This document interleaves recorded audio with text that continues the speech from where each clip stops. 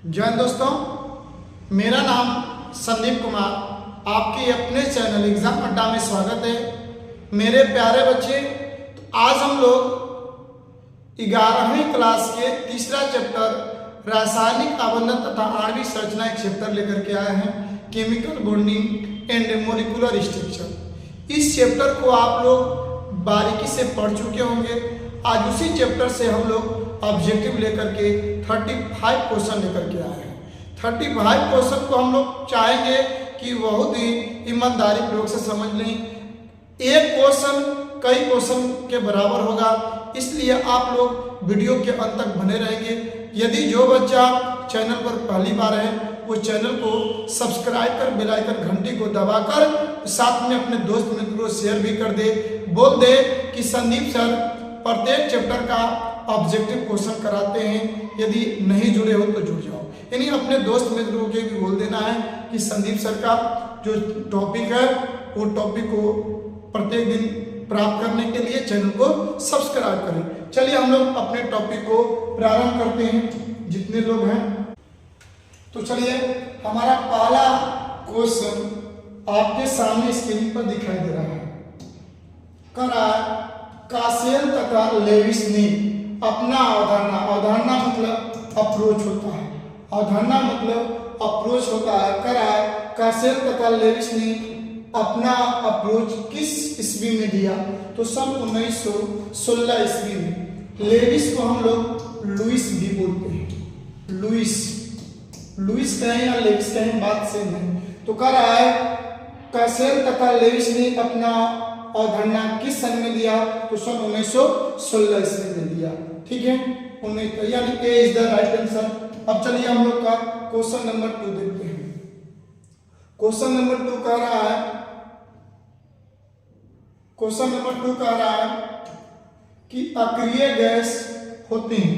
तो अक्रिय gas stable होते हैं, मतलब स्थायी होते हैं। इसका कारण है, तो अक्रिय गैस की संख्या 6 है। हीलियम, नियान, आर्गन, क्रिप्टन, जेनॉन और रेडॉन। हीलियम का 2 हो जाता है, परमाणु संख्या जिसको एटॉमिक नंबर कहते हैं 2 हो जाता है। इसका 10, 18, 36, 54, 86। ठीक है, इसका इलेक्ट्रॉनिक विन्यास जो निकालते हैं तो 2, नियन का 2 और 8 हो जाएगा, 2 8 हो जाएगा।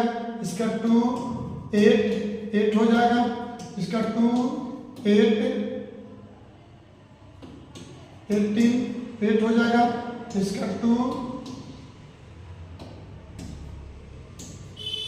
इसका 2 8 18 और 8 हो जाएगा। इसी तरह आर्यन रेडान में भी 8 हो जाएगा। तो मेरे प्यारे बच्चे, हमारे कहने का तात्पर्य है, जब किसी तत्व के इलेक्ट्रॉनिक विन्यास निकालते हैं और उनके 72 कक्ष के इलेक्ट्रॉन, यदि 72 कक्ष के इलेक्ट्रॉन 8 हो जाते हैं तो वे तत्व स्थायी हो जाते हैं, यानी स्टेबल हो जाते हैं। तो हीलियम को छोड़ करके बाकी सभी तत्व अक्रिय गैस में जितने भी तत्व हैं वो अष्टक नियम का पालन करते हैं, अपनी ऑक्टेट रूल का पालन करते हैं। तो इसलिए ये क्या होते हैं? स्थायी होते हैं। ये किसी अन्य तत्वों के साथ क्रिया नहीं करते हैं, और यदि जो तत्व किसी अन्य तत्व से क्रिया नहीं करता है वह तत्व स्थायी होता है। यानी ये हीलियम को छोड़कर बाकी अष्टक नियम का पालन करते हैं। हीलियम ड्यूट नियम का पालन करता है, इसलिए इसका आंसर बी हो जाएगा, स्टेबल हो जाएगा। यानी क्या हो जाएगा? स्टेबल हो जाएगा। क्या हो जाएगा मेरे प्यारे बच्चे? स्टेबल हो जाएगा। यानी कोई आपसे क्वेश्चन करेगा कि अक्रिय गैस इनर्ट गैस होते हैं तो स्टेबल होते हैं। क्या होते हैं? स्टेबल होते हैं। चलिए हम लोग आगे बढ़ते हैं। अब क्वेश्चन कर रहा है कि अष्टक रूल का पालन नहीं करता है। तो यदि हम लोग देखें, अभी मैंने आपको बतलाया है कि आर्गन का 18 होता है, नियान का 10 होता है, हीलियम का 2 होता है, जेनॉन का 54 होता है। इसका इलेक्ट्रॉनिक विन्यास निकालेंगे तो 2 8 8 और 2 हो जाता है। यदि हम लोग नियान की बात करेंगे तो 2 8 हो जाता है। हीलियम की बात करेंगे तो 2 हो जाता है। जेनॉन की बात करेंगे तो 2 8 18 18 होता है। 18 दूनी 36, 10 46, 54। तो देखिए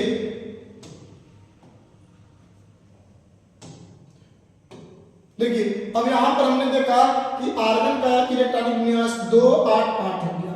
तो आर्गन अष्टक नियम का पालन कर रहा है। किसका पालन कर रहा है? अष्टक नियम का। अष्टक नियम को ऑक्टेव रूल भी कहते हैं। तो कह रहा है कि आर्गन अष्टक नियम का पालन कर रहा है, नियान अष्टक नियम का पालन कर रहा है, जेनान अष्टक नियम का पालन कर रहा है। हीलियम ही एक ऐसा एलिमेंट्स है, ऐसा तत्व है जो अष्टक नियम का पालन नहीं करता है।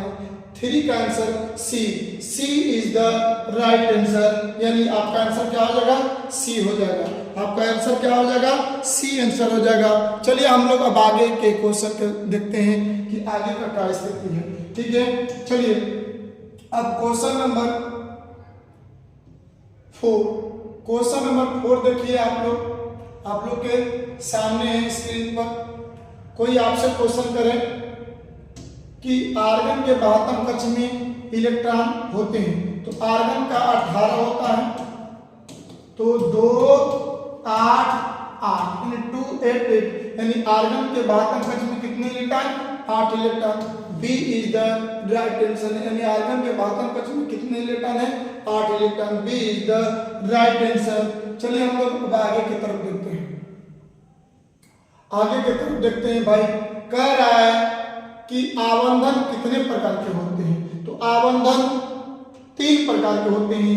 पहला आयनिक आबंधन,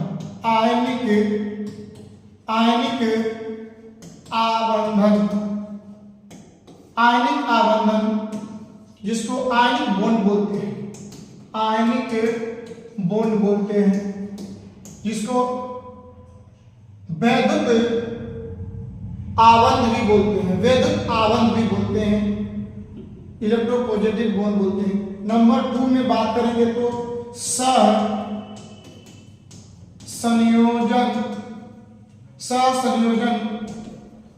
आबंध।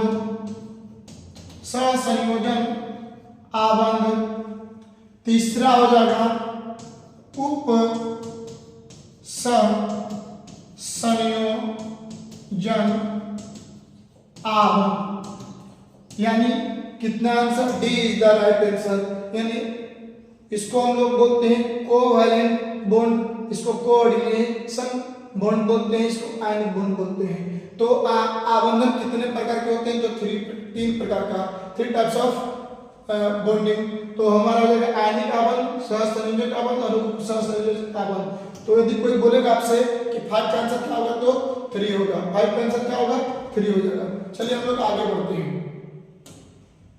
क्वेश्चन 6 पर चलते हैं। क्वेश्चन 6 के तरफ चलते हैं। कह रहा है क्वेश्चन आयनिक आबंध है।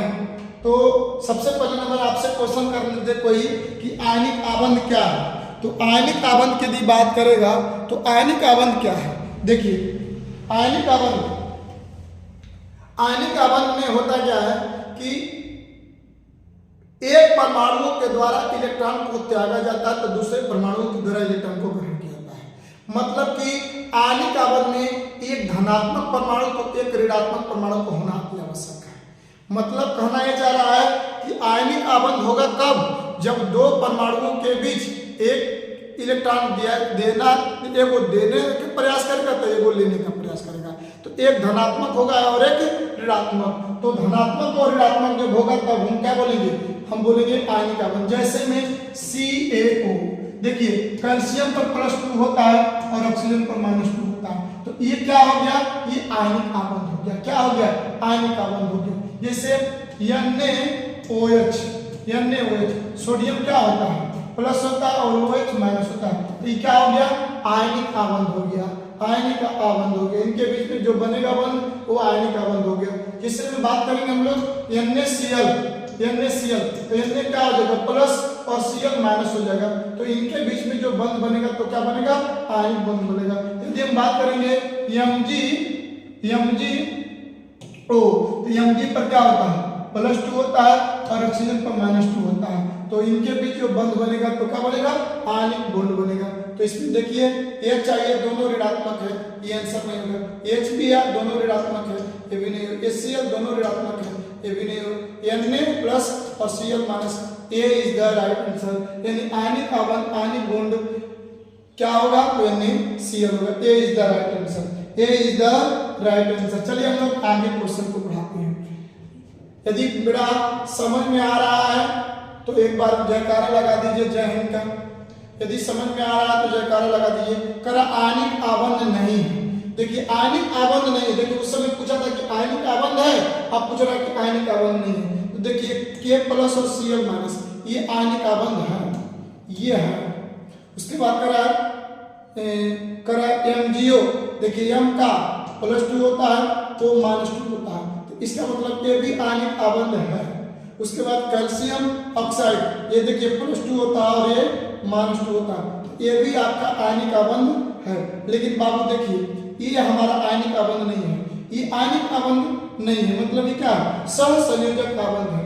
देखिए कारण क्या है कि B आपका कितना होता है? 35 होता है, तो 2, 8, 18 और 7 होता है। हाइड्रोजन का 1 होता है, ठीक है। अब हाइड्रोजन के पास 1 इलेक्ट्रॉन, ब्रोमीन के पास 7 इलेक्ट्रॉन। ब्रोमीन कहेगा हाइड्रोजन को कि मेरे को 1 इलेक्ट्रॉन दे दो, और हाइड्रोजन कहेगा कि ब्रोमीन से कि मेरे को 1 इलेक्ट्रॉन दे दो। इलेक्ट्रॉन को डॉट दिया तो कुछ बोला 1, 2, 3, 4, 5, 6, 7, ये किसका हो गया? Br का। और हाइड्रोजन का कितना? हाइड्रोजन का भी 1 है, तो ये क्या करेगा? ये 1 इलेक्ट्रॉन इसको दे देगा और ये इलेक्ट्रॉन। इनके भी जो बॉन्ड बन रहा है वो सहसंयोजक बॉन्ड बन रहा है, यानी आयनिक आबंध नहीं है, यानी D is the right answer. इसका आंसर क्या हो जाएगा? डी आंसर हो जाएगा। क्या आंसर क्या हो जाएगा? डी आंसर हो जाएगा। चलिए हम लोग अब आगे बढ़ते हैं। यदि आपको समझ में आ रहा है, चैनल को सब्सक्राइब नहीं किए हैं तो बेटा चैनल को सब्सक्राइब कर लो, चैनल को थोड़ा सा सब्सक्राइब कर लें। चैनल को सब्सक्राइब करते हैं तो आपको मेरा वीडियो आपके पास नोटिफिकेशन में पहुंच जाएगा, ठीक है। तो चलिए हम लोग प्रारंभ करते हैं अगला क्वेश्चन। क्वेश्चन कह रहा है कि Na इलेक्ट्रॉन ग्रहण। ये भाई देखो थोड़ा सा ध्यान दो कि जो ये टॉपिक होता है तो भी इंसानियत करते हैं, तो कह रहा कि ग्रहण, सोडियम कभी इलेक्ट्रॉन ग्रहण नहीं करता है, त्याग करता है, त्याग करता है। यानी सोडियम इलेक्ट्रॉन को सोडियम इलेक्ट्रॉन त्याग कर किसके विन्यास को प्राप्ति करते हैं? देखिए ध्यान दीजिएगा, सोडियम की यदि हम बात करेंगे तो सोडियम का एटॉमिक नंबर कितना होता है? 11 होता है। इसका 2, 8 और 1, इनके बाहतम कक्ष में कितने इलेक्ट्रॉन हैं? 1 है। तो जिनके बाहतम कक्ष में बेटा, जिनके बाहतम कक्ष में 1 हो, 2 हो, 3 इलेक्ट्रॉन हो, वो त्याग करते हैं, और जिनके बाहतम कक्ष में 5 हो, 6 हो, 7 हो, ग्रहण करते हैं, ग्रहण करते हैं। तो आप देख लीजिए इनके बाहतम कक्ष में 1 है तो त्याग करेंगे। ये देखिए त्यागेंगे क्यों? अष्टक नियम का पालन करने के लिए। ग्रहण क्यों करेंगे? अष्टक नियम का पालन करने के लिए। तो ये 3 ग्रहण करके 8 बन जाएगा, ये 2 ग्रहण करके 8 बन जाएगा, और ये 1 ग्रहण करके 8 बन जाएगा। तो 1 इलेक्ट्रॉन त्याग देगा। तो जब 1 इलेक्ट्रॉन त्याग देगा तो ये क्या बनेगा? तो 2 और 8, 2 8 कितना हो जाएगा? 10। 10 किसका होता है? तो नियान का 10 होता है। इसका ये 2 और 8, यानी किसके विन्यास को प्राप्त कर लिया? नियान के। नियान इसमें देखिए, neon B is the right answer, B is the right answer. चलिए हम लोग आगे बढ़ते हैं। आपको समझ में आ रहा होगा। यदि समझ में आ रहा है, चैनल को सब्सक्राइब नहीं किए हैं तो चैनल को सब्सक्राइब कर बेल आइकन घंटी को दबाएं और शेयर करें। कह रहा है क्लोरीन किसके विन्यास को प्राप्त करता है? कह रहा है क्लोरीन किसके विन्यास को प्राप्त कर रहा है? कह रहा है क्लोरीन किसके विन्यास को प्राप्त कर रहा है? तो क्लोरीन का देखिए 17 होता है।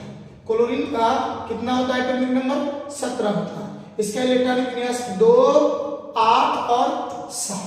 अब देखिए ये 8 बनने के लिए 1 इलेक्ट्रॉन क्या करेगा? ग्रहण करेगा। मैंने कहा था कि जिनके बात में 5, 6, 7 ग्रहण करते हैं। तो अब देखिए ये क्या बन जाएगा? 2, 8 और 7, 8 बन जाएंगे। तो 2, 8, 8, इसका मतलब कि आर्गन का कितना होता है? 18 होता है। आर्गन का क्या होता है? 18 होता है। इसका 2, 8 और 8, तो किसके विन्यास को प्राप्त कर लिया? आर्गन इसमें दिया है। A is the right answer, A is the right answer. यानी क्लोरीन किसके विन्यास को प्राप्त करता है? किसके विन्यास को प्राप्त करता है? तो आर्गन की। चलिए हम लोग आगे बढ़ते हैं, क्वेश्चन को आगे बढ़ाते हैं। चलिए समझ में आ रहा है तो एक बार लिख दीजिए जय हिंद।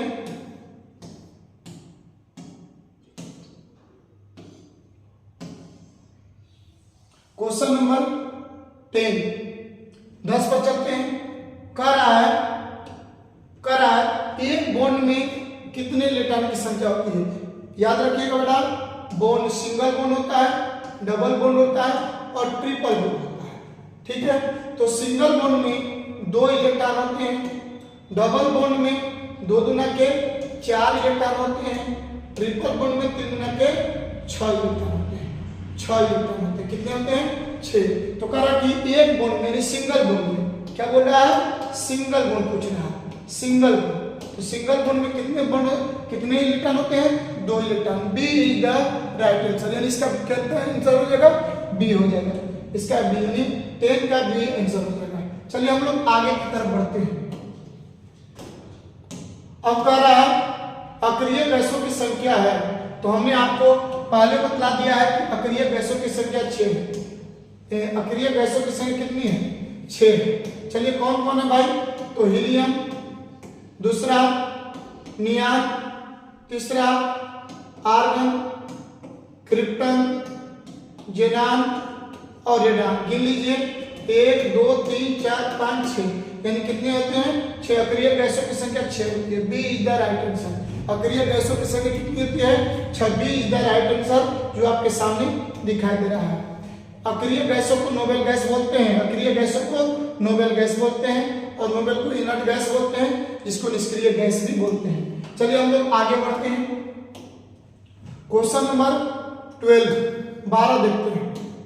क्वेश्चन नंबर 12 देखते हैं। बोल रहा है कि इनमें कौन ड्यूटी नियम का पालन करता है? मेरे प्यारे बच्चे, हाइड्रोजन 1, इसका हो जाएगा 2, सोडियम का हो जाएगा 2 8 1, नियान का 2 8, बस। अब बतलाइए इसमें कौन ड्यूटी नियम का पालन कर रहा है? B is the right answer. Helium duet नियम का पालन करता है, जो अक्रिय गैस है। ठीक है, यानी कोई आपसे क्वेश्चन करता है कि 12 का आंसर क्या होगा भाई, इनमें कौन ड्यूटी नियम का पालन करता है? तो हीलियम। ठीक है, चलिए आज क्वेश्चन को हम बढ़ाते हैं। क्वेश्चन नंबर हम 13 देखते हैं। क्वेश्चन नंबर 13 देखते हैं। कह रहा है सहसंयोजक आवरण को किसने दिया था? भाई जीएन लेविस 1916 में दिया था। 1916 ईस्वी में जीएन लेविस ने दिया था। यानी सहसंयोजक आवरण को किसने दिया था? जीएन लेविस 1916 में दिया था। चलिए हम लोग आगे बढ़ते हैं, क्वेश्चन को आगे बढ़ाते हैं। 14 देखते हैं। कह रहा है कि सहसंयोजक आवरण कितने प्रकार के होते हैं? तो 3 प्रकार के होते हैं। सिंगल बॉन्ड, उसके बाद double bond, DOUBLE, double bond, उसके बाद ट्रिपल बॉन्ड। जब 2 परमाणुओं के बीच एक इलेक्ट्रॉन का शेयरिंग होता है तो सिंगल बॉन्ड का निर्माण होता है। जैसे हाइड्रोजन एक इलेक्ट्रॉन का शेयरिंग करेगा तो इनके बीच में क्या बनेगा? सिंगल बॉन्ड बन जाएगा। ठीक है, डबल बॉन्ड 2 परमाणुओं के बीच जब 2 इलेक्ट्रॉन का शेयरिंग होगा तो डबल बॉन्ड का निर्माण होता है। जैसे में ऑक्सीजन 2 इलेक्ट्रॉन का शेयरिंग करता है,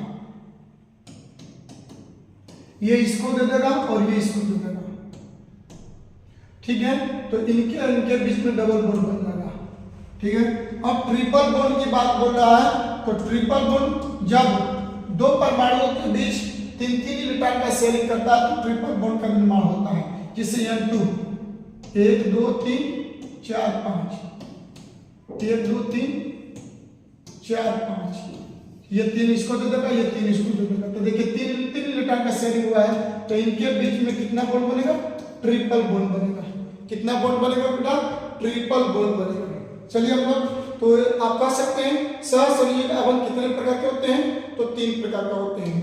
3 टाइप्स का, 3 प्रकार का। यानी सी इज द राइट आंसर। देख लीजिए आपके सामने है, सी इज द राइट आंसर, यानी 14 का सी आंसर हो जाएगा। चलिए हम लोग आगे बढ़ते हैं, क्वेश्चन को आगे बढ़ाते हैं। प्रकार आदि को क्या कर रहा अष्टक नियम का पालन नहीं करता है। देखिए, जब कोई तत्व दूसरे तत्व के साथ संयोग करता है तो संयोग करने का केवल और केवल एक ही रीजन होता है कि वो स्टेबल बनना चाहता है। तो स्टेबल होगा कब? जब उसके बाह्यतम कक्ष में 8 इलेक्ट्रॉन होंगे तब। तो जब उनके बाह्यतम कक्ष में 8 इलेक्ट्रॉन नहीं होते हैं तो क्या करते हैं कि एक इलेक्ट्रॉन को देते हैं और लेते हैं, यानी क्या दाता देने वाला दाता कहलाता है और लेने वाला ग्राही कहलाता है। तो अपने में शेयरिंग करते हैं, मतलब एक देंगे तो एक लेंगे, दो देंगे तो दो लेंगे, चार देंगे तो चार लेंगे, इस प्रक्रिया बना रहता है। तो यहाँ पर कह रहा है सबसे पहले नंबर अष्टक नियम का पालन नहीं करना। देखिए, देख लेते हैं, थोड़ा सा समझ लेते हैं। सबसे पहले नंबर हम डी से प्रारंभ करते हैं। डी से प्रारंभ करते हैं, पी का 15 होता है, ठीक है। तो 2 8 5, सीएल में देख लीजिए 17 होता है, 2 8 7, ठीक है। अब देखिए पी कब है? 1 तो है, लेकिन पी के पास कितने इलेक्ट्रॉन है? 1 2 3 4 5। सीएल भाई कब है? सीएल 3 है, सीएल 3 है, 1 सीएल 2 सीएल 3 सीएल, ठीक है। अब सीएल के पास आपको हमने बतलाया 1 इलेक्ट्रॉन 2 3 4 5 6 7, 1 2 3 4 5 6 7। उसके बाद 1 2 3 4 5 6 7। देखिए, ये इसको दे दिया, ये इसको दे दिया और ये इसको दे दिया, ठीक है।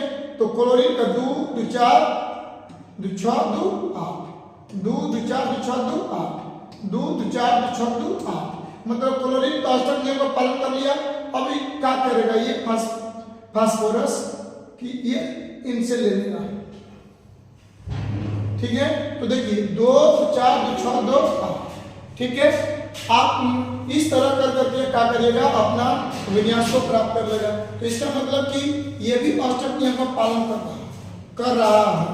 क्या कर रहा है? पालन कर रहा है।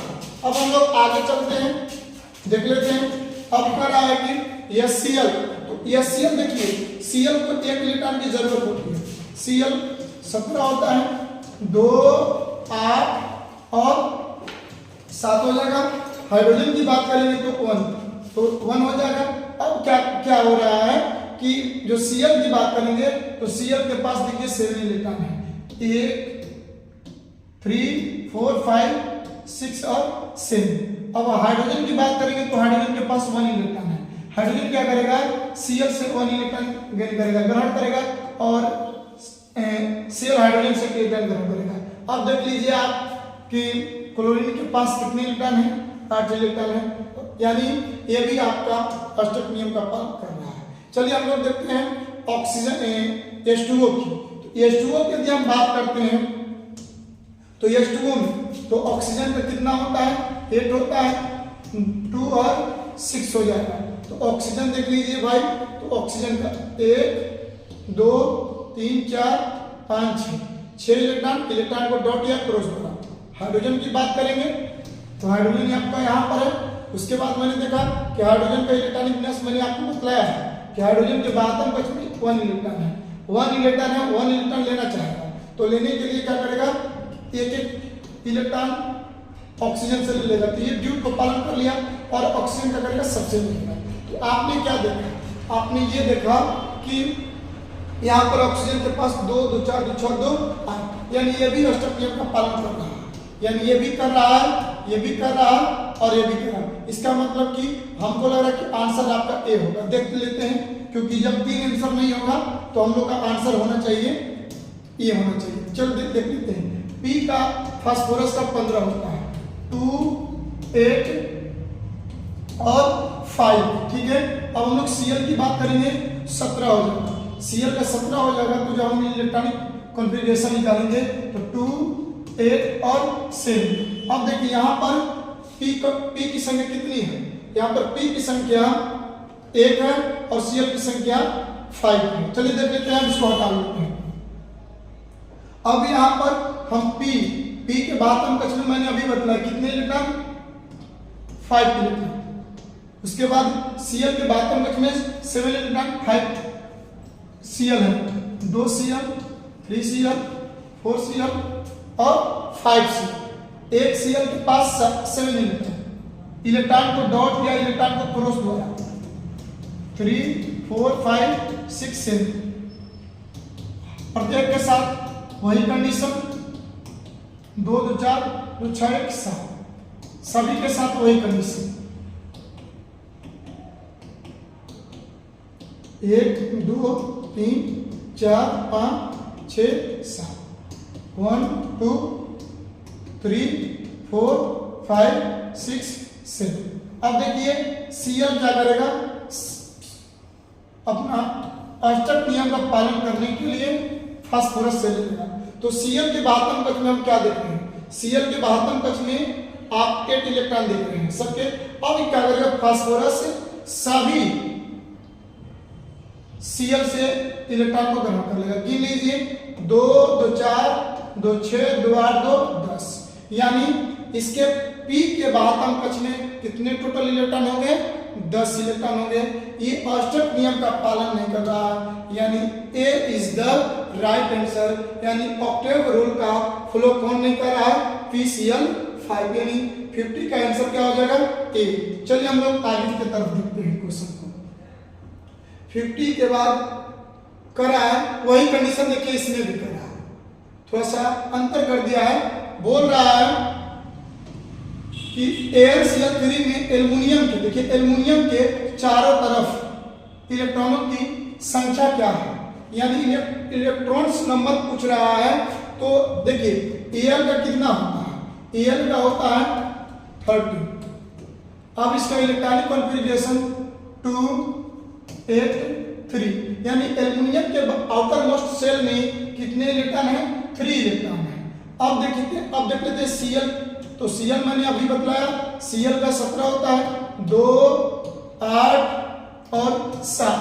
अब क्या करेगा, अष्टक नियम का पालन करने के लिए, यानी ऑक्टेट रूल का फ्लो करने के लिए 1 इलेक्ट्रॉन फ्री ग्रहण करेगा।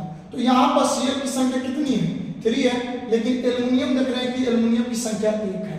प्रत्येक एल्युमिनियम के पास कितने इलेक्ट्रॉन है, तो यहाँ पर 3 इलेक्ट्रॉन है। Cl देख लेते हैं, Cl और Cl। अब देखिए मैंने अभी बतलाया कि Cl के पास 7 इलेक्ट्रॉन है। अभी 7 इलेक्ट्रॉन है, एक इलेक्ट्रॉन ये इससे ले लेगा और एक इलेक्ट्रॉन इससे ले लेगा और एक इलेक्ट्रॉन, मैंने कहने का मतलब कि इसके पास 1 2 3 4 5 6 और 7, 1 2 3 4 5 6 और 7, 1 2 3 4 5 6 और 7। देख लीजिए क्लोरीन अपना अष्टक नियम को फॉलो कर लिया है, लेकिन अब क्या करेगा, एल्युमिनियम की क्लोरीन को इलेक्ट्रॉन दिया है तो क्लोरीन से इलेक्ट्रॉन ग्रहण करेगा, यानी गेन करेगा। तो जब गेन करेगा तो क्या करेगा, अब देख लीजिए, आप मिला लीजिए कि इसके बाहत्तम कक्ष में कितने हैं, 2 2 4 2 6, इसमें कोई 6 दिखाई दे रहे हैं, D is the right answer, यानी AlCl3 में एल्युमिनियम के चारों तरफ इलेक्ट्रॉन्स नंबर कितने होंगे, तो 6 होंगे। ठीक है, यदि आपको समझ में आ रहा है और चैनल पर पहली बार है तो चैनल को सब्सक्राइब कर दीजिए, जिससे मैं किसी भी प्रकार का वीडियो अपलोड करूं तो आपके पास नोटिफिकेशन में चला जाएगा। चलिए हम लोग 70 क्वेश्चन को देखते हैं। करें F6 में S के चारों ओर इलेक्ट्रॉनों की संख्या क्या होगा। मैंने जस्ट अभी जो रूल्स को अपनाया है उसी रूल्स को अपना लीजिएगा। देखिए सल्फर का 16 होता है, 2 8 और 6। अब कह रहा है कि सल्फर के पास 6 इलेक्ट्रॉन पहले से अवेलेबल है, सल्फर के पास पहले से 6 इलेक्ट्रॉन क्या है, अवेलेबल है, और फ्लोरीन से 6 इलेक्ट्रॉन ग्रहण कर लेगा, तो 6 6 कितना हो जाएगा, 12। B is the right answer, यानी 17 का आंसर कितना हो जाएगा, 12 आंसर हो जाएगा। 17 का कितना आंसर हो जाएगा, 12 आंसर हो जाएगा। अब उसके बाद हम लोग देखेंगे आगे की तरफ। अब हम लोग का क्वेश्चन अब ज्यादा नहीं रह गया है, बहुत कम क्वेश्चन है। अब चलते हैं 18 क्वेश्चन की तरफ। क्वेश्चन कह रहा है आणविक काक्षिक विधि किसने दिया, तो हुंड एंड मुलिकेन नामक वैज्ञानिक ने। किसने, हुंड एंड मुलिकेन नामक वैज्ञानिक ने। ठीक है। sp हाइब्रिडाइजेशन के बीच कोण होता है। तो मैंने आपको बतलाया था कि हाइब्रिडाइजेशन क्या होता है। तो हाइब्रिडाइजेशन निम्न प्रकार के होते हैं: sp hybridisation, sp2 hybridisation, sp3 hybridisation, sp3d1 hybridisation. यानी ये ऐसे कर करके sp3d5f7 तक जाता है। ठीक है, यानी इस तरह टोटल को ऐड करिएगा तो 7 5 12 3 15 हाइब्रिडाइजेशन होता है। तो ठीक है, तो देखिए जब sp की बात करेगा तो sp हाइब्रिडाइजेशन के बीच कितना कोण बनेगा? 180 डिग्री का कोण बनता है। sp2 की बात करेंगे तो sp2 में 120 डिग्री का कोण बनेगा और sp3 की बात करेंगे तो 109 डिग्री 28 मिनट का कोण बनेगा। यानी आपका sp हाइब्रिडाइजेशन के बीच कितना डिग्री कोण बनेगा? 180। यानी B is the right answer. यानी sp हाइब्रिडाइजेशन के बीच में कोणों की संख्या कितना कोण बनेगा, कितना डिग्री कोण बनेगा? तो 180। चलिए हम लोग आगे की तरफ देखते हैं। समझ में आ रहा है आप लोग को? यदि समझ में आ रहा है तो एक बार जय हिंद लिख दीजिए, जिससे हम समझेंगे कि हमारे प्रत्येक बच्चे को समझ में आ रहा है। देखिए कह रहा है sp हाइब्रिडाइजेशन के बीच कोणों की यानी 109 डिग्री 28 मिनट। ठीक है, चलिए B is the right answer. यानी sp3 का कैंसर हो जाएगा, sp3 का B आंसर हो जाएगा। चलिए हम लोग आगे की तरफ पढ़ते हैं। कह रहा कि sp2 हाइब्रिडाइजेशन के बीच कोण होता है। sp2 हाइब्रिडाइजेशन के बीच कोण होता है तो मैंने बताया 120 डिग्री। यानी C is the right answer. यानी sp2 हाइब्रिडाइजेशन के बीच कितना डिग्री कोण बना? 120 डिग्री। चलिए हम लोग आगे की तरफ बढ़ते हैं। 40 क्वेश्चन और बचा है। कह रहा है कि CH4 का हाइब्रिडाइजेशन होगा। देखिए हमेशा कंपटीशन में पूछता रहता है। यदि जो बच्चा कंपटीशन देने वाले हैं ये जानना होगा, अति आवश्यक जानना होता है। काहे से कि यदि CH4 नहीं देगा तो कोई ना कोई यौगिक दे देता है, कोई देता है कि कौन सा हाइब्रिडाइजेशन होता है। तो देखिए sp का मतलब क्या होता है? sp का मतलब एक s ऑर्बिटल और एक p ऑर्बिटल को जब हम आपस में मिलाते हैं तो दो sp हाइब्रिडाइजेशन का निर्माण होता है, जिसको हम लोग बोलते हैं sp हाइब्रिडाइजेशन। यदि कोई बोलेगा आपसे कि sp2 हाइब्रिडाइजेशन क्या है? जब एक s ऑर्बिटल और दो p ऑर्बिटल को जब आपस में मिलाते हैं तो sp2 हाइब्रिडाइजेशन का निर्माण होता है। यदि कोई बोलेगा sp3 हाइब्रिडाइजेशन क्या है? जब एक s ऑर्बिटल और 3 p ऑर्बिटल को आपस में मिलाते हैं तो कौन सा निर्माण होता है? sp3 हाइब्रिडाइजेशन का निर्माण होता है। चलिए हम लोग इसी प्रकार में और भी हम देखते हैं। ठीक है, यानी कह रहा है कि CH4 का हाइब्रिडाइजेशन क्या होगा। ठीक है, तो इसके लिए सबसे पहले नंबर हम लोग को लेना होगा CH4। ठीक है, तो अब देखिए आपको यहाँ पर कंसेप्ट मैंने क्लास किया होगा आप लोग मेरा, तो हम ऑफ टाइम में क्लास कराया था कि सबसे पहले नंबर जिसका हम लोग हाइब्रिडाइजेशन निकालते हैं उसका इलेक्ट्रॉनिक विन्यास निकाल करके उसकी वैलेंसी प्राप्त कर लेते हैं, यानी संयोजकता प्राप्त कर लेते हैं। तो कार्बन की बात करें तो कार्बन का एटॉमिक नंबर कितना होता है? 6 होता है। तो अब 6 होता है तो इसका क्या हो जाएगा? 2 और 4। तो यानी कहना भी चाह रहे हैं कि कार्बन के बाहतम कक्ष में कितने इलेक्ट्रॉन? 4 इलेक्ट्रॉन। यानी कार्बन का वैलेंसी कितना हो गया? 4 हो गया। अब उसके बाद हम लोग बात करेंगे हाइड्रोजन का 1 होता है तो इसका 1 हो जाएगा। लेकिन देख रहे हैं कि हाइड्रोजन कितनी है? 4 है। तो हम लोग क्या करते हैं कि हम ऐड करते हैं तो देखिए ये 1 गुणे 4 हो जाएगा। तो यानी कार्बन का वैलेंसी कितना? 4। कार्बन का वैलेंसी 4 और हाइड्रोजन का वैलेंसी 4। अब देखिए यहाँ पर आपको कंसेप्ट लगाना होगा। हाइड्रोजन की संख्या कितनी है? 1 है तो हाइड्रोजन का वैलेंसी 1, तो हाइड्रोजन की संख्या कितनी है? 4। 1 और 4 में हम क्या करेंगे? मल्टीपल करेंगे तो 4 हो जाएगा। अब टोटल को जोड़ेंगे तो 4 का कितना आ जाएगा? 8। देखिए जब वैलेंसी को जोड़ते हैं और जोड़ने के बाद 8 हो जाता है तो 8 या 8 के नीचे, यानी जब वैलेंस को जोड़ते हैं और वैलेंसी को जोड़ने के बाद 8 मिलता है और 8 से नीचे मिलता है तो हम 2 से क्या करते हैं? डिवाइड कर देते हैं, 2 से भाग करते हैं। और जब 2 से भाग करते हैं तो भाग करने के बाद जो हमको मिलेगा वही क्या आ जाएगा? आपका हाइब्रिडाइजेशन होगा। यानी देखिए ये 8 या 8 से कम है तो 2 से भाग करेंगे तो कितना आ जाएगा? 4 आ जाएगा, यानी 4 आ जाएगा। तो इसका मतलब एक हमारा क्या हो जाएगा यस और 3 क्या हो जाएगा पी, sp हाइब्रिडाइजेशन यानी CH4 कौन सा हाइब्रिडाइजेशन है sp3 हाइब्रिडाइजेशन हो जाएगा। क्या हो जाएगा sp3 हाइब्रिडाइजेशन। तो आप मिला लीजिए क्या आपका आंसर आएगा sp3 hybrid. B is the right answer, B is the right answer. चलिए हम लोग आगे की तरफ बढ़ते हैं। यदि आप लोग को समझ में आ रहा है और चैनल को अभी तक सब्सक्राइब नहीं किए हैं तो चैनल को सब्सक्राइब कर बेल आइकन घंटी को दबाते हुए थोड़ा सा शेयर कर दीजिए अपने दोस्त मित्र को और बोलिए कि संदीप सर प्रत्येक चैप्टर का ऑब्जेक्टिव लेकर के आते हैं, उनको उनसे जुड़ने के लिए चैनल को सब्सक्राइब कर दीजिए। देखिए कह रहा है CCl4 का हाइब्रिडाइजेशन क्या होगा। जैसे देखिए वही कंसेप्ट यहाँ पर भी फॉलो करेंगे। देखिए कार्बन का एटॉमिक नंबर कितना होता है 6 होता है, 2 और 4 ठीक है। Cl का कितना होता है तो Cl का 17 होता है, 17 होता है। तो हम लोग क्या करते हैं इसका इलेक्ट्रॉनिक कॉन्फ़िगरेशन, इलेक्ट्रॉनिक कॉन्फ़िगरेशन का अर्थ होता है कि इलेक्ट्रॉनिक विन्यास। तो 2 8 और 7 ठीक है। तो अब देखिए ये कितना इलेक्ट्रॉन ग्रहण करेगा, 1 इलेक्ट्रॉन ग्रहण करेगा। तो क्लोरीन की वैलेंसी कितना होगा, क्लोरीन का वैलेंसी 1 होगा। अब देखिए कार्बन के पास कितने हैं 4 हैं, क्लोरीन का वैलेंसी कितना है, क्लोरीन का वैलेंसी आपका 1 है, लेकिन क्लोरीन देखिए तो कितना है, क्लोरीन आपका 4 है, यानी क्लोरीन की संख्या आपका 4 है। क्लोरीन का 4 से हम क्या करेंगे 4 ऐड कर देंगे, 4 कितना हो जाएगा 8/2। क्यों तो हमने अभी बताया कि वैलेंसी को ऐड करने के बाद 8 और 8 से नीचे होता है तो हम लोग 2 से डिवाइड करते हैं। जब 2 से डिवाइड करेंगे तो कितना आ जाएगा 4 हो जाएगा। इसका मतलब 1 S और 3 P, क्योंकि यहाँ पर लिखा है तो 3 है कितना हो जाएगा 4, यानी कौन सा हाइब्रिडाइजेशन sp हाइब्रिडाइजेशन कहीं दिखाई दे रहा है। A is the right answer, A is the right answer. चलिए हम लोग आगे की तरफ बढ़ते हैं। क्वेश्चन नंबर 24, क्वेश्चन नंबर 24 कह रहा है PCl5 का हाइब्रिडाइजेशन होगा। कह रहा है PCl5 का हाइब्रिडाइजेशन होगा। तो देखिए वही कंसेप्ट लगा, P का कितना होता है 15 होता है, 35 क्वेश्चन है। अब 10 क्वेश्चन के ये दिन और बचा है ठीक है।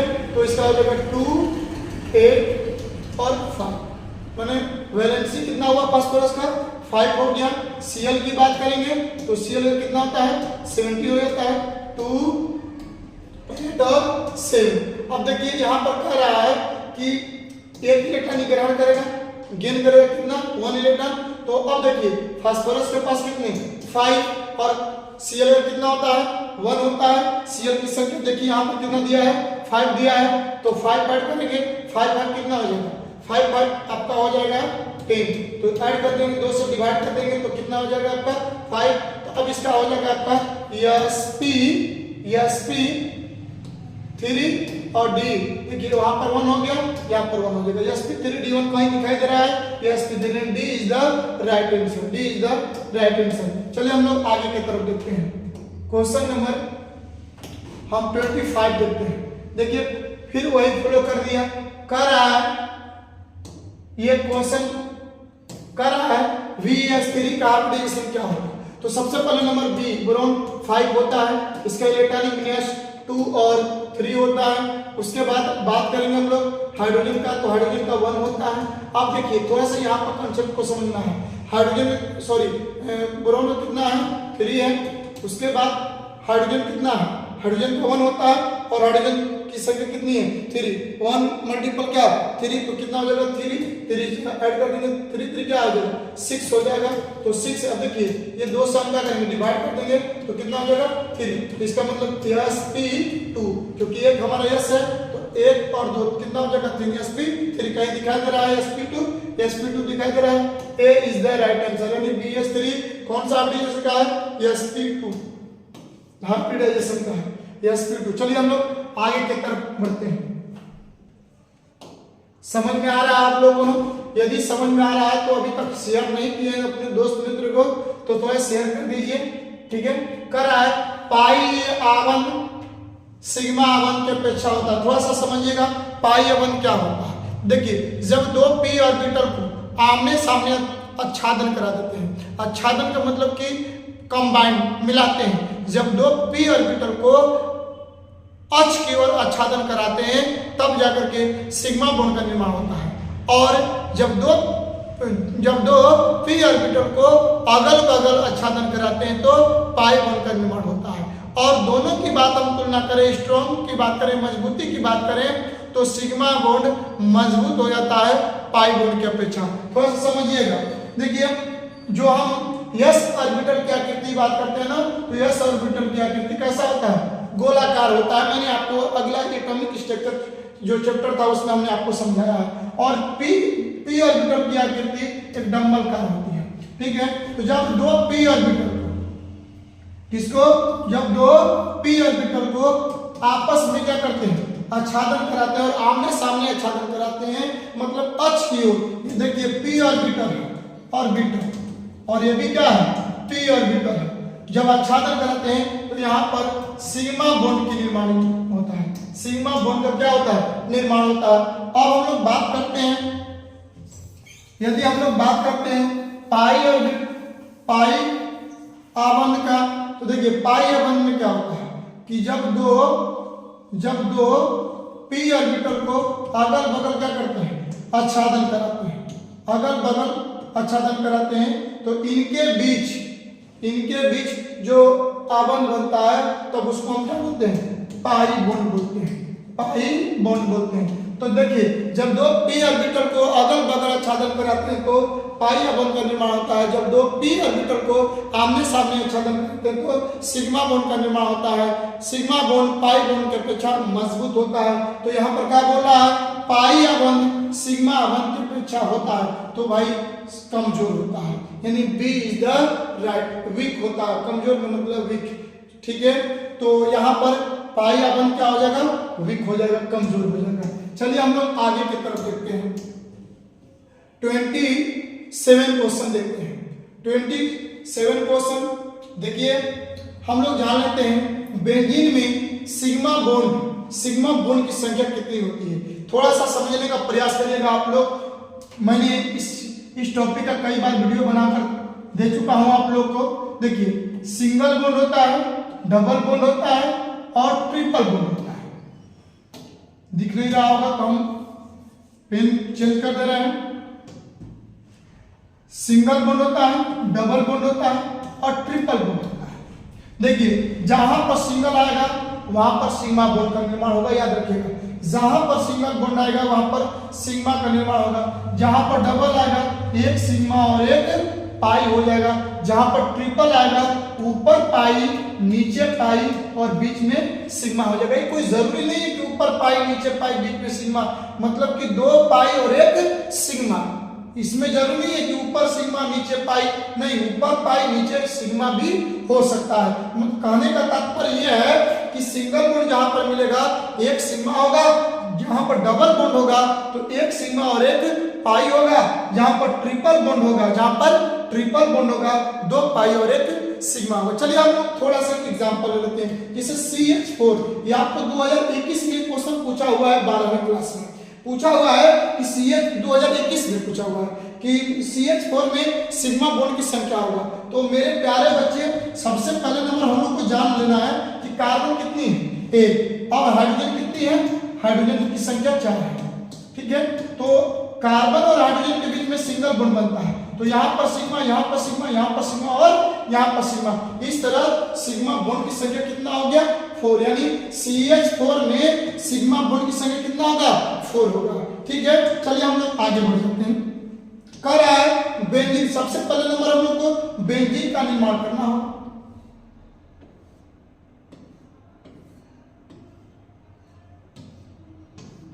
हमने बेंजीन बना लिया। प्रत्येक बेंजीन पर क्या जुड़ा रहता है? हाइड्रोजन जुड़ा रहता है। हमने हाइड्रोजन भी जोड़ दिया। अब देखिए, अभी आप केवल और केवल सिंगल बॉन्ड की चर्चा करिए, डबल बॉन्ड की चर्चा नहीं करिए।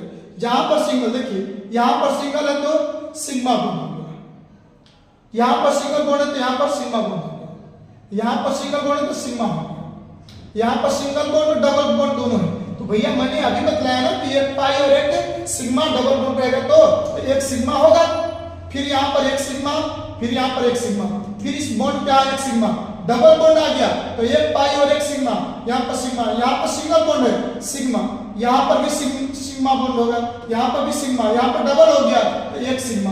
अब टोटल होता करिए, ऐड करिए, 1 2 3 4 5 6 7 8 9 10 11 12, कहीं 12 दिखाई दे रहा है, यानी B is the right answer.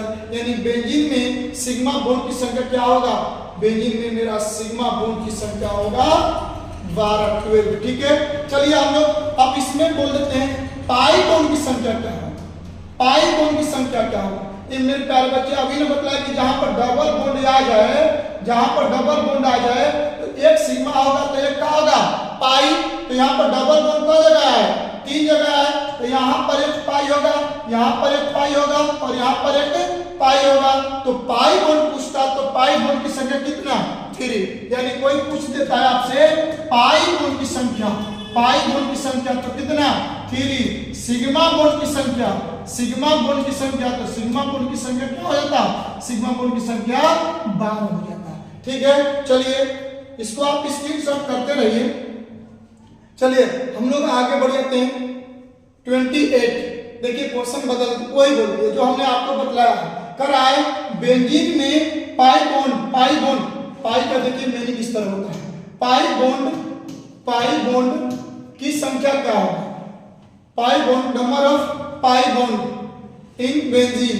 तो कह रहा है कि पाई बॉन्ड की संख्या क्या होगा, तो पाई बॉन्ड की संख्या मैंने अभी बतलाया 3। ए इज द राइट आंसर। यानी 28 का आंसर कितना हो जाएगा मेरे प्यारे बच्चे, 28 का 3 आंसर हो जाएगा। चलिए हम लोग आगे की तरफ देखते हैं 29 की तरफ।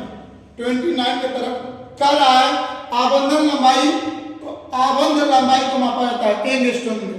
एंगस्ट्रॉम में अब याद रहे एक एंगस्ट्रॉम बराबर, हम थोड़ा सा आप लोग को समझा देते हैं, एक एंगस्ट्रॉम बराबर होता है 10 के पावर माइनस 10 मीटर। अब देखिए और एक तो होता है एक एंगस्ट्रॉम बराबर 10 के पावर माइनस 8 सेंटीमीटर। अब कहिए कि सर जी थोड़ा सा दिखा दीजिए, तो देखिए 1 मीटर बराबर होता है, 1 मीटर बराबर होता है 100 सेंटीमीटर। 1 मीटर बराबर क्या होता है, 100 सेंटीमीटर होता है। तो यहाँ पर क्या बोल रहा है, एक एंगस्ट्रॉम बराबर 10 के पावर माइनस 10 मीटर बोल रहा है। अब देखिए 10 के पावर माइनस 10 मीटर का मतलब 1 मीटर, तो 1 मीटर की जगह पर कितना, 1 मीटर की जगह पर 100 सेंटीमीटर। अब देखिए 10 के पावर माइनस 10, 100 को हम लिख सकते हैं 10 में 100 सेंटीमीटर। अब देखिए ये प्लस और ये क्या है, माइनस। प्लस माइनस माइनस होता है, आप लोग को मैथ वाले टीचर बतलाए होंगे फलाने से। प्लस प्लस क्या होता है, प्लस माइनस और माइनस प्लस होता है, माइनस और प्लस क्या होता है, माइनस होता है, प्लस और माइनस क्या होता है, माइनस होता है। तो यहाँ पर ये माइनस और यहाँ पर ये क्या, प्लस, तो घट जाएगा, 10 में से 2 घटेगा तो कितना यहाँ पर हो जाएगा 10 के पावर माइनस 8 सेंटीमीटर। क्लियर। तो हम कहेंगे कि आपका आंसर यानी आबंध लंबाई को मापते हैं एंगस्ट्रॉम में, किसमें, एंगस्ट्रॉम में। और एंगस्ट्रॉम यानी एक एंगस्ट्रॉम बराबर होता है 10 के पावर माइनस 10 मीटर या 10 के पावर माइनस 8 सेंटीमीटर। ठीक है, चलिए हम लोग आगे की तरफ देखते हैं। समझ में आ रहा है माया बाबू। चलिए अब आगे हम लोग बढ़ जाते हैं। कर रहा है C triple bond N, C triple bond N, 1 minute, ऊपर क्वेश्चन नहीं छूटा है ना, नहीं ठीक है। कर रहा है कि सी ट्रिपल बॉन्ड एन के बीच आबंध लंबाई क्या होता है, तो देखिए 1.20 एंगस्ट्रॉम होता है। तो आपको इसको ये फिक्स मान होता है, इसको याद रख लीजिएगा कि इनके बीच के जो आबंध लंबाई होता है तो 1.20 एंगस्ट्रॉम होता है, यानी B is the right answer. क्या हो जाएगा, B is the right answer. चलिए हम लोग आगे बढ़ जाते हैं। कह रहा है 31 question, C double bond N के बीच आबंध लंबाई 1.29, यानी ये भी मान फिक्स होता है, यानी 1.29 एंगस्ट्रॉम, इसको याद रख लीजिएगा। चलिए हम लोग यानी 31 का हो जाएगा बी, 31 का क्या हो जाएगा बी। ठीक है, अब अब बेटा थोड़ा सा हम आप लोग को एक चीज और दिखा दे रहे हैं। आप लोग कहिएगा कि ऊपर जब जो क्वेश्चन देखिए, ऊपर में जो क्वेश्चन दिया हुआ है,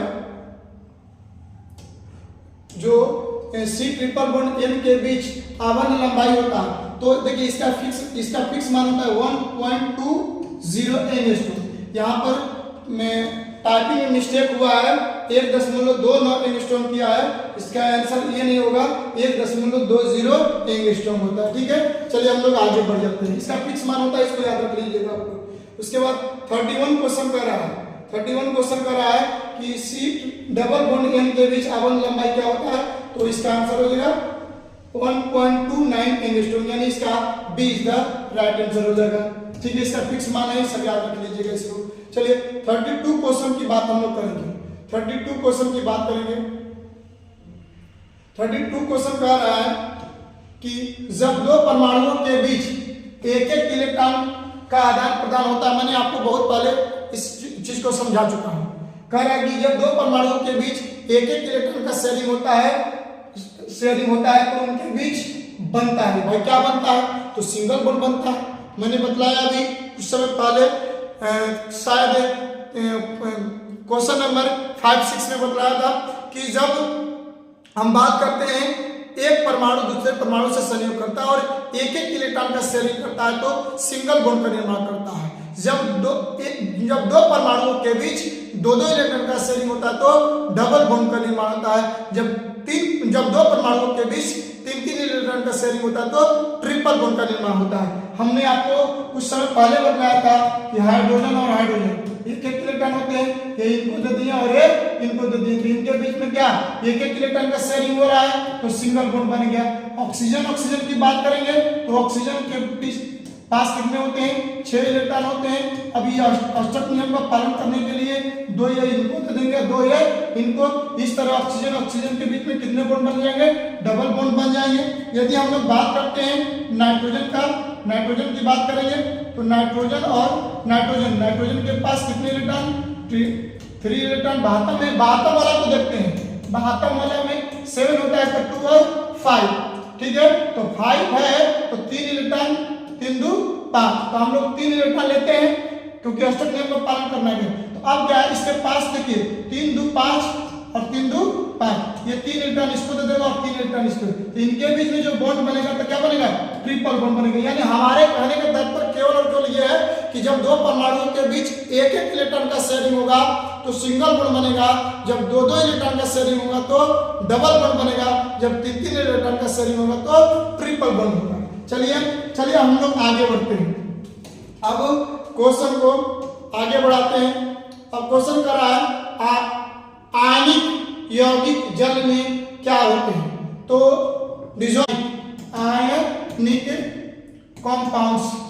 आयनिक कंपाउंड्स बोल रहा है, तो आयनिक कंपाउंड्स डिसॉल्व होते हैं।